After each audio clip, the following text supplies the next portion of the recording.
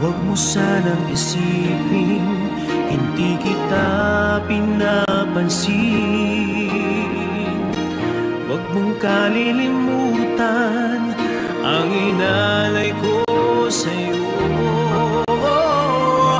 Kahit ang aking buhay ay aking inihain,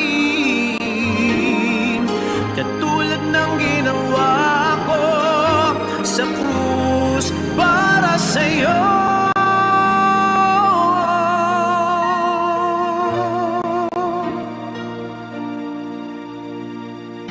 Huwag mo sanang isipin hindi kita minamahal.